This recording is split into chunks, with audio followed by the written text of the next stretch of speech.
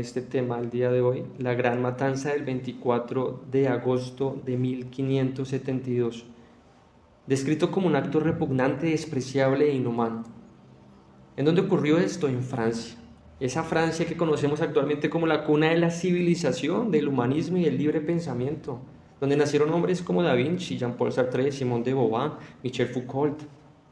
Pero qué hecho tan triste ocurrió ahí en ese 1572. Precisamente vemos en esta pintura a Catalina de Medici y toda la gente que la acompañaba mirando, no con desprecio ni asombro, sino con alegría, el asesinato que ella perpetuó, porque fue la autora intelectual de estos asesinatos tan inmensos, de masas de hugonotes que murieron a manos de hombres despiadados. Pero eso no nos debe sorprender. Realmente a través de la historia hemos visto cómo el diablo, Satanás y sus demonios y todos los esclavos que tiene, que son esta gente, ha querido que la verdad no avance. Y eso ocurrió precisamente en este año de 1572. Vamos a revisar un bosquejo de lo que vamos a hablar. En primero, los antecedentes a este masacre del día de San Bartolomé. Luego vamos a ver la gran matanza del 24 de agosto. En tercer punto, el edicto de Nantes, la integridad de los hugonotes, y vamos a terminar haciendo una comparación entre la Francia del siglo XVI y la del presente siglo. Los antecedentes, precisamente mucho tiempo antes, bueno, no tanto tiempo antes a este suceso, Francia mantuvo el imperio del papado en Aviñón, del 1309 al 1377, aproximadamente 70 años. Y esto es importante saberlo porque nos muestra que la cultura francesa estaba muy impregnada del catolicismo romano, históricamente era muy católica romana. Pero llegan hombres como Jacques Lefebvre de Etaples y Pierre Robert, entre otros, que empiezan a traducir la Biblia del original al francés. Ellos son conocidos como los precursores precisamente de la Reforma. Hay un dato interesante de Pierre Robert Olivetan. Él fue primo de Calvino y tradujo también la Biblia, hizo una traducción de la Biblia desde el original al francés. Calvino es conocido por ser uno de los precursores más conocidos de la Reforma protestante, igual que Guillermo Farel, que fue estudiante de Lefebvre y pasó de ser un gran devoto católico y muy supersticioso a ser un entusiasta reformador. También como antecedente podemos ver que hubo bastantes guerras de religión en este lugar de Francia. Se centró mucho en París, pero avanzó en diferentes otros lugares, que llegó a un punto donde el 5 de agosto de 1570 se firmó la paz. Ya la reina Catalina de Medici se sintió obligada a firmar esta paz porque ella ya sabía que muy probablemente iba a perder el reino.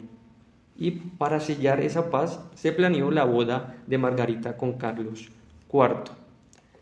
El 2 de abril de 1571, también esta fecha es muy significativa porque se adopta la confesión de fe que había enviado Calvino, se adopta la confesión de fe en un sínodo que se hace en la ciudad de Rochelle. Y precisamente y tristemente, poco tiempo después de esto, el 9 de junio de 1572, días antes de la boda, asesinan a la reina Juana de Albret, que precisamente es la madre de Carlos de Borbón, el que se iba a casar con Margarita. Se cree que fue precisamente perpetuado, fue dirigida este asesinato por Catalina de Medici. Ahora, ¿qué ocurre este día 24 de agosto de 1572? 2 días antes del 24 de agosto, el 20 de agosto, sufre un atentado Coligny. El almirante Coligny dirigía las fuerzas hugonotas y él fue francotirador, él sufrió este atentado y los hugonotes empiezan recientemente había ocurrido la boda de Margarita y Carlos, ellos empiezan a sentirse angustiados y que los van a perseguir. Entonces, ¿qué ocurre en ese contexto? Viene Carlos IX, y lo podemos ver en esa pintura, como que trata de calmar a Coligny, a decirle como que, bueno, vamos a buscar los responsables, pero este hombre es un doble, Carlos IX, que es el rey de Francia, y realmente es muy manipulado por su madre. Y ellos se reúnen, la Catalina de Medici, su madre, Carlos IX, su otro hermano, la casa de Guisa, y ellos empiezan a planear un asesinato en masa, y efectivamente lo efectúan el 24 de agosto, en esa noche. Ordenan cerrar las puertas de la ciudad de París y asesinan en esa noche, 24 de agosto de 1572, a todos los hugonotes que encuentran, empezando por Coligny. Llegan a la casa de Coligny y lo asesinan brutalmente. Según cuenta precisamente el historiador Justo González, el caudillo hugonote muere de esta manera. Él dice: Coligny fue sorprendido en su cámara, donde fue herido repetidamente. Todavía vivo, lo arrojaron por la ventana a la calle, donde esperaba el duque, quien le pateó y le dio muerte. Bueno, a este duque al que se refiere precisamente es este Enrique de Guisa, que más adelante vamos a ver algo interesante de él. El duque de Guisa, esta imagen nos muestra, si la pueden de pronto acercar un poco más, los terribles asesinatos que se perpetuaron ese día en París y en los alrededores. Pero vamos a ver algo que ocurre con este duque de Guisa, que era un hombre despiadado. Este asesino, conjuntamente con su ejército, que asesinó a miles de hugonotes, se cuentan decenas de miles de sus hugonotes, que fue asesinando de manera descontrolada en todos los territorios de Francia. Este hombre muere terriblemente también. Muere terriblemente. Y él muere terriblemente de tal manera de que dicen que dice el narrador González, que el día antes de la Nochebuena de 1588, por órdenes del rey Enrique de Guisa, fue asesinado en el mismo lugar donde 15 años antes había dado órdenes para la matanza de San Bartolomé. Y nos damos cuenta de que de Dios nadie se puede burlar, lo que siembra cosecha. Así como mató a muchos, murió él y fue olvidado rápidamente. Y murió en el mismo lugar donde él ideó esta matanza a mucha gente.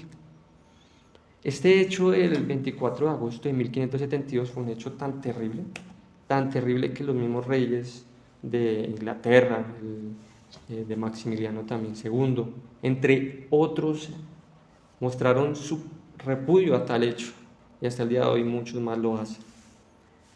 Años después, ya Enrique de Borbón, Enrique IV, tomando su posición de rey, firma el edicto de Nantes. Eso fue en 1598, después de la guerra de los Enriques, cuando Enrique III, Enrique de Guisa y precisamente Enrique estaban peleando por el reino. Bueno, Enrique III le dice a Enrique IV que él iba a ser su sucesor, y efectivamente él termina siendo su sucesor. Y en 1598 él proclama este edicto de Nantes, que para nosotros es muy importante porque en este le da participación activa en la sociedad a los hugonotes y la posibilidad de estudiar y trabajar, aunque también tenían sus limitaciones. Y principalmente se fortalece en la ciudad de Rochelle, que era una ciudad prácticamente hugonota. Ahí fue precisamente Coligny gobernador, y ahí fue también la confesión de fe fortalecida, como la vimos anteriormente. Quiero que lo veamos también desde el presente, lo que ocurrió en el siglo XVI, el presente siglo. Hace muy poco, recientemente, vimos en los Juegos Olímpicos, tristemente, una muestra, un espectáculo que realmente está en contra del Señor, un tipo de persecución más sutil, pero sigue siendo persecución. Los recientes Juegos Olímpicos demuestran que se sigue persiguiendo en este lugar al cristianismo, a Cristo realmente, a la palabra de Dios, a la doctrina cristiana.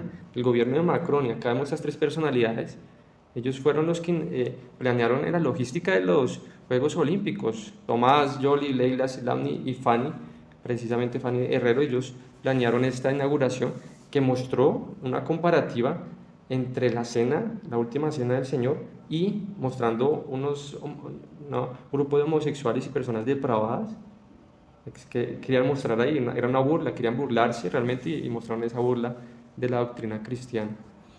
Eso es triste, eso es fuerte. Siguen aumentando muchos tipos de persecución más sutiles, pero como conclusión quiero que revisemos que estas personas son un ejemplo para nosotros de perseverar y continuar. Ellos dieron hasta su vida, estuvieron dispuestos a dar su vida por la verdad.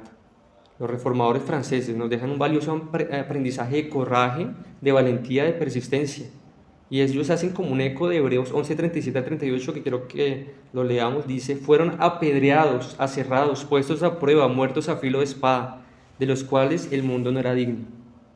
Que el Señor nos fortalezca a nosotros también como iglesia en esta época, para permanecer también firmes en medio de precisamente las actuales y posmodernas, si podríamos decir así, o contemporáneas persecuciones.